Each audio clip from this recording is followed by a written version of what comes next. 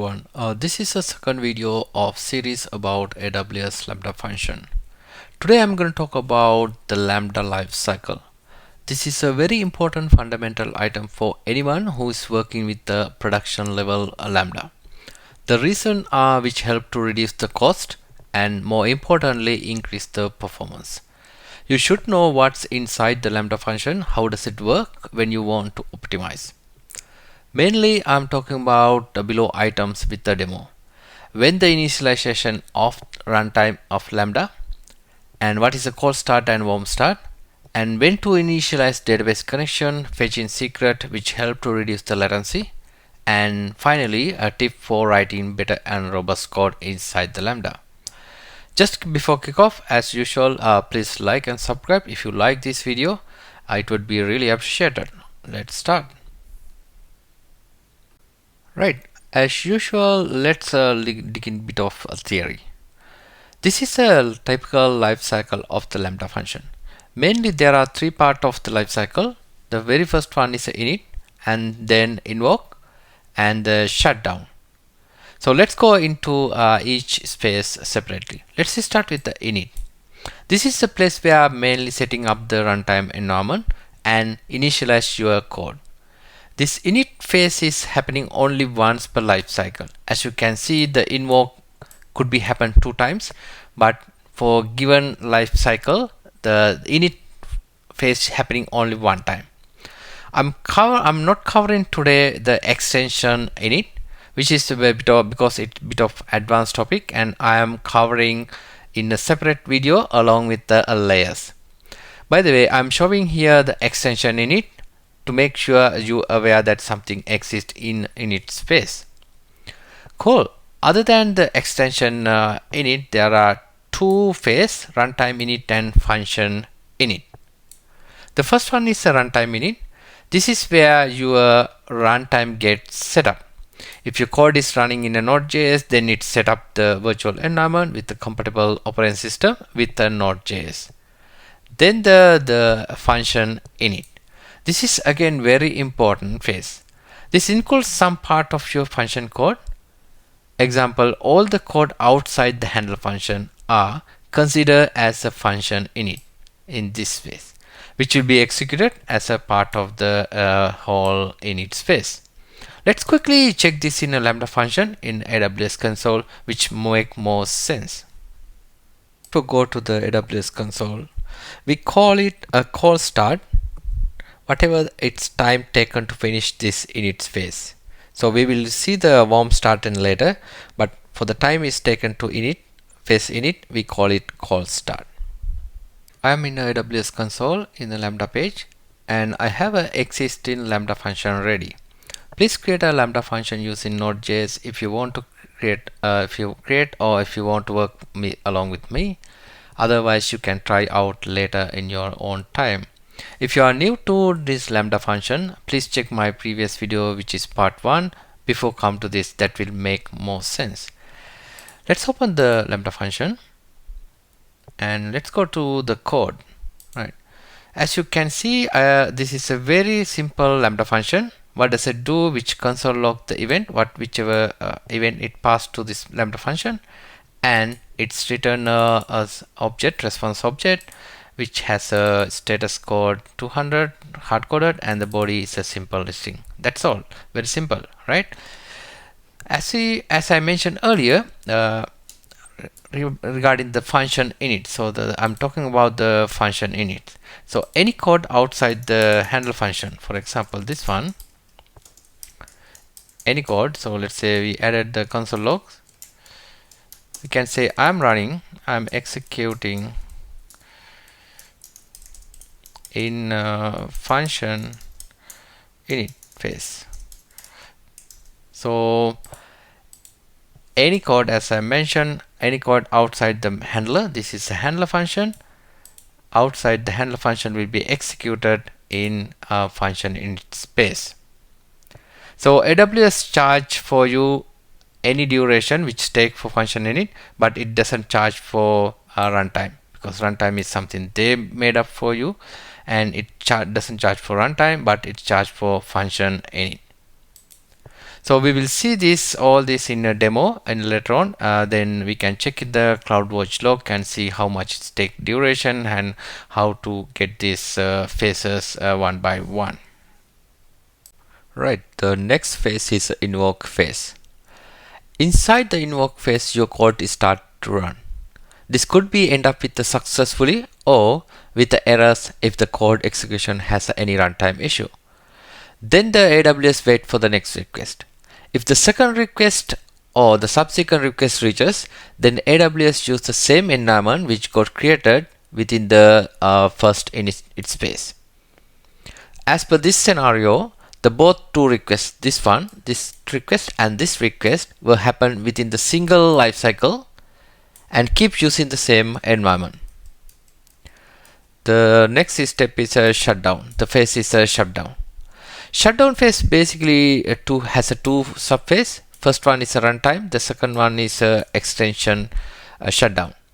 As I mentioned above, I will cover the extension related phase in the separate video. In brief, if you add an external layer, for example telemetry or any other layer which you can bring your secrets from, there are some predefined layers which provide by AWS. Those layers are shut down inside the extension shutdown this subphase. Right. At the moment, let's focus on the shutdown runtime shutdown. Right. As mentioned above, the same environment can be used to serve a subsequent request. So, however, at some point, the AWS decide to kill the environment, the whole environment, when there are no any more requests come. How long AWS wait before the shutdown the environment? Yep, that is a question. That is depend on how busy the whole AWS environment. So it could be 5 minutes, it could be 10 minutes, we don't know. So, and we can't really depend on the time. So we should write a code by considering those kind of fact. Let's say the AWS decide to kill the environment. At this moment, AWS trigger a shutdown event, which event to the runtime environment and for the extension program. These are the two processes, separate processes running. So when the AWS decided, they send a shutdown event.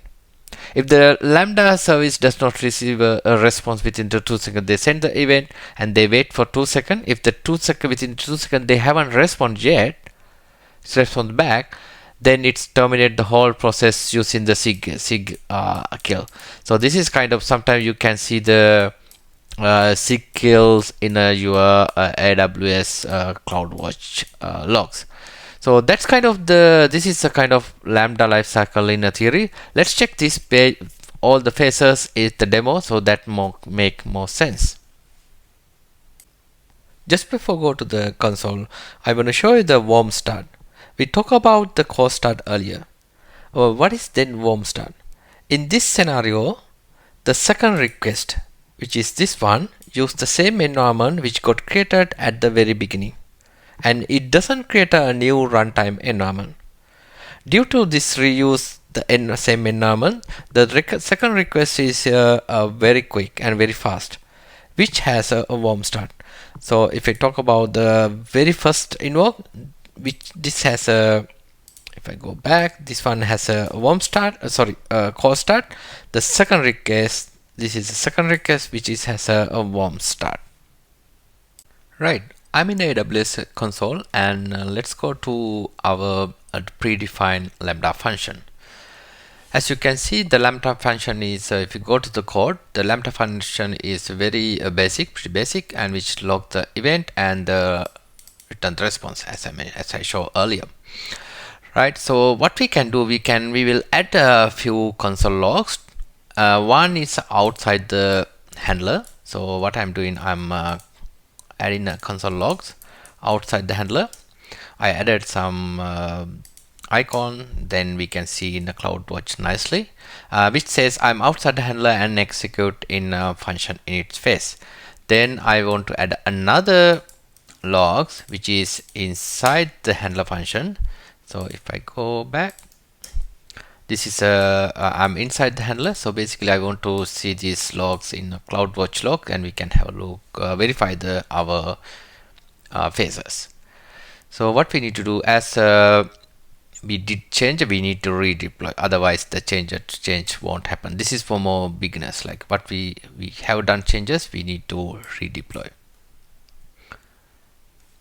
The redeploy it's successful. What we gonna do, we go to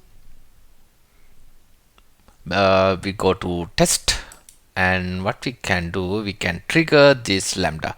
Just before triggering, what I'm doing, I'm cleaning up all the logs for this lambda, so that we can get a nice clean environment. So what I'm doing, I'm click on the CloudWatch log for particular lambda. Then yeah, there are a few logs. What I'm doing, I'm deleting all the logs before triggering. Right, let's wait some time to go, because so many logs is there. Right, all the logs are clean. I'm go back to my lambda. Under test, what I'm going to do, I'm triggering the lambda with the very first payload is a test demo 1. Let's trigger. It's done. And the second one, let's try with the test demo 2. So basically what we did, we triggered twice this lambda. Now let's go to our logs for this lambda, CloudWatch log, and have a look. Give a refresh, nice refresh, and you can see only one log file. The reason is that Lambda creates one log file for a life cycle. So we can verify inside the logs. I'm getting more spaces and go inside the log file.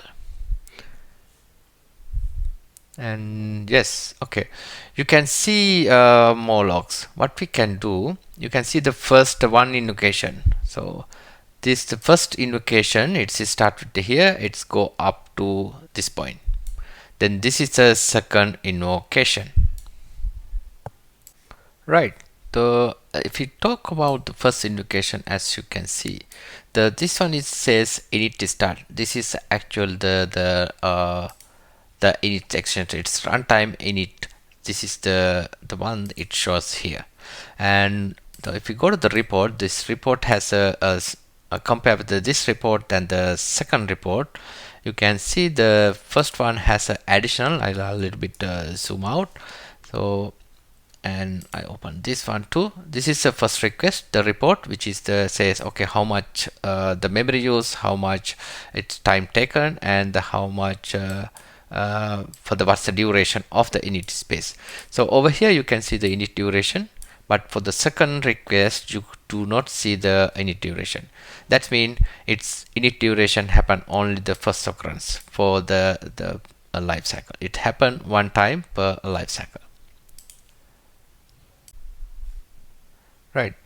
Furthermore, we can see only one log with the message I am outside. So this is if you remember the logs we added, if you go back to our code, and we added the console log outside the handler and the inside handler, and we triggered twice. So if we got the log file, what we can see, only the first one come as a second, only the first invocation has outside the handler which is executing, and plus it has a inside handler, and the second invocation has only the logs which message that I am inside the handler.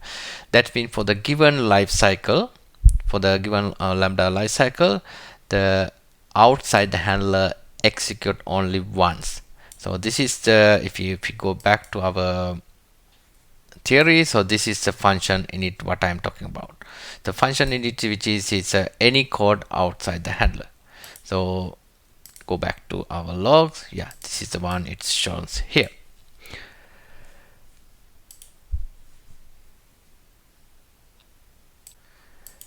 This function init behavior, init behavior can be used to reduce the cost as well as improve the performance. If there are any static content you want to fetch, then this is the best place. For example, let's say create a database connection outside the handler, then and reuse for the subsequent request, rather than creating the database connection inside the handler. The other option could be, other scenario could be retrieve some static content like fetching the secret outside the handler function and reuse inside. So as mentioned earlier, knowing the function init, this function init is very helpful to create a Lambda which has a better performance and lower the cost. There's an important thing you should keep in mind when you work with the Lambda, which is retry. If I go back to our Lambda, let's say usually Lambda is integrated with the other AWS services like API Gateway, SQS, Kinesis, and many more. To integrate with these services, the Lambda use something called event source mapping. This event source mapping comes with a great features, so like retry and the error handling. Let's say if the handler function throw an error while invoking, for example, if the code, let's say inside your function, it's throw an error while invoking, it's retry automatically based on the configuration. This settings or configuration under configuration section, if I go to the configuration and asynchronous invocation, and you can see the retry attempt. What we can do, let's do some changes in our Lambda function and show you how does this retry works. What I'm doing, I'm copy a couple of lines and let me go through. I'll delete the very first line which was used to check the faces, and right, so our code is a little bit formatting. Right, give it a save and let's deploy. Right, so the task one, basically think about your function has two tasks. The first one is insert record to database, and the second task is let's assume doing some mathematic or let's say do some calculation, think about based on the event. And when the task 2 it's happening, it's throw an error. Let's build a scenario. This is a scenario we are trying. Then this event, let's assume in this Lambda function is integrate with the SQS. What we're going to do, we will quickly create in SQS. If we go back to SQS, I want to show you the retry. How does the retry work? Go to the queue, and yes, I do have a simple queue already created, which is standard. If you want to create a queue along with me, just click on the create queue and give it a name. That's create a queue for you. So I'm gonna use the existing one. I'm not gonna create a new one. I'm gonna use the existing one. Right, let's go to the Lambda again, add trigger, and select the SQS. And then in the SQS queue, you can pick the queue we got created. We already created. The name could be changed based on the one that you are creating. In my case, it's a test demo Q1. This is one, and then I'm keep all the configuration setting as a default and click on add. Right, so I got an error. So usually I'm not using the script, so I'm doing this video on the fly. That's why sometimes I get error, and I show you how to fix that too. So if you read this error, if you are really beginner, you'll be see, oh, what is this error? It's basically provide the execution role you have in the Lambda doesn't have a permission to talk to SQS. Specifically, this is action receive message, so this Lambda does not have access to retrieve message from SQS, the one that we give.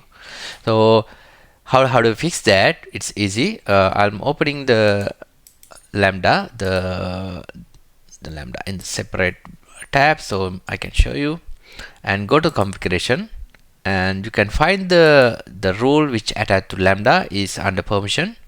I'm opening the rule, click on the rule, and which all open in a new tab.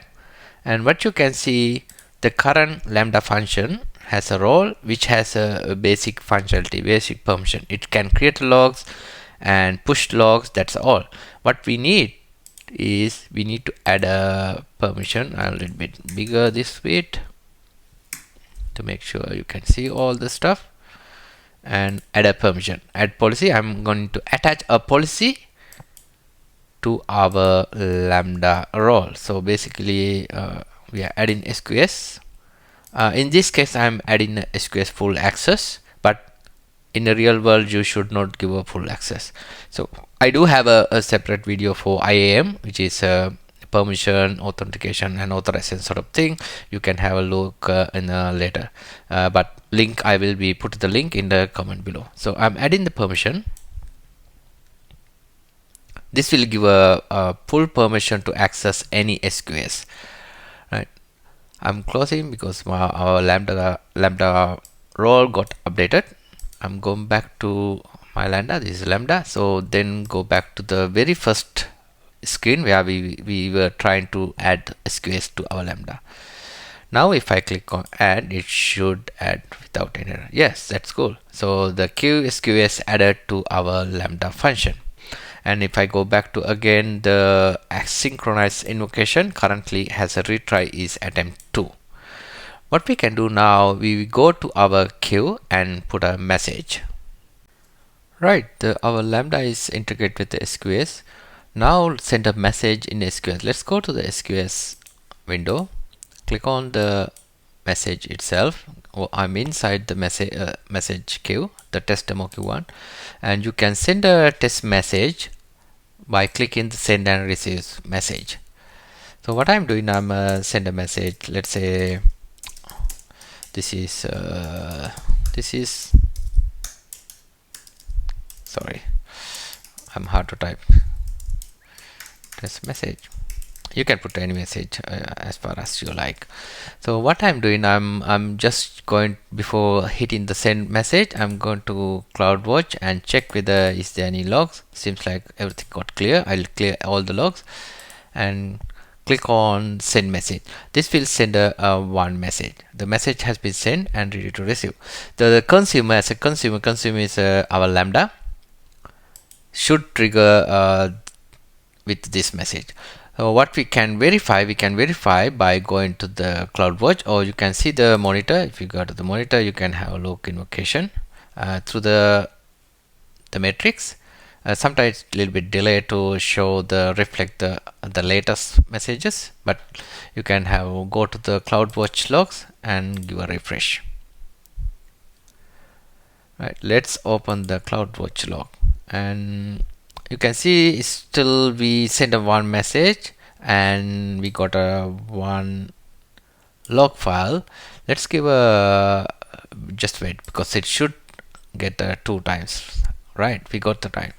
If we go back to just to show the code again quickly, what's going to happen, we purposely throw an error, and because that's why we got 2 messages, 2 invocation for one message. This is a first invocation and this is a second invocation. What you can see, it's a throw an error, it's retry based on the configuration we set. Currently it's a retry 2 retries and it retry 2 times. So this is basically not the Lambda tries. We, as I mentioned, this retry is triggered by the event sourcing mapping. Especially in this case, the message is not deleting from the SQS. The Lambda will be keep retrying till the message retention time reach. There's a message retention time in message queue. If you go quickly have a look, something called 4 days. So the message will be sit in 4 days for this SQS queue, and Lambda will keep retrying the message. So it will be end either it's reached this 4 days, or actually developer fix the Lambda function itself. So let's say someone, we saw the error and we need to come back and we fix this issue. Until that, the message will be retry with the given some point, some duration. Right. So I'm giving a refresh again to make sure we do have another logs. You can see after some point it's retrying again the Lambda, the event source mapping retry again the same message, and this will keep forever, at least 4 days. So what I'm doing, I'm going to delete the queue. If I go back to the queue and select the queue, and you can do the purge. Purge basically what does it do? It's delete all the messages in this particular queue. If I refresh, yeah, nothing, no any messages in the queue now. This retry leads our second important point, which is idempotent. Idempotent, what's the meaning of the idempotent? If you already may know, that it means you can do the same thing with the same input any number of time, but the result should not be changed. In our case, if you, for example, our code should be supported, all the Lambda code should be supported idempotent, which means if the code executed multiple times with the same input, the result should not be changed. For example, if I go to our code, for this instance, the code, this if the code insert new record, for example in this case, so if the code insert new record every time when the Lambda triggered with the same SQS message due to the retry, because it's retrying whenever it's something wrong, it's retry same message. This could be a duplicate database record. So we should avoid such a cases and support idempotent whenever you write the Lambda code. Simply what you can do, you can check the existing record in the database before insert a new record. Rather than insert, you need to check the you need to do the update if the record is exist. Right, just to recap the important points again. Lifecycle has three stages: init, invoke, and shutdown. In init phase, the environment is getting setting up, and more is importantly the function init, the your any code outside the handler function will be executed. Then the retry. The retry functionality comes with the event source mapping if you are integrated with the other AWS services like SQS, API Gateway, Kinesis sort of thing. And lastly, your code should be idempotent. So whenever you write the Lambda code, it should be idempotent to make the application robust and perform as expected. Right, that is the overview of Lambda lifecycle. Hope which will give a good insight of the Lambda function, will help to optimize your cost and performance. And as I mentioned, later on I will cover extension init and extension shutdown, which is in a separate video, along with which hopefully should be help to if you're working with the tracing and telemetry. And if you have any question, please comment below. I'll get in that as more soon as possible. Lastly, yes, if you like this video, please like and subscribe. It would be really appreciated. Furthermore, click on the bell icon, will notify you on my future video and won't miss any. Right, that is all about today's video. We will see you in another demo video on Lambda function. Have a great day.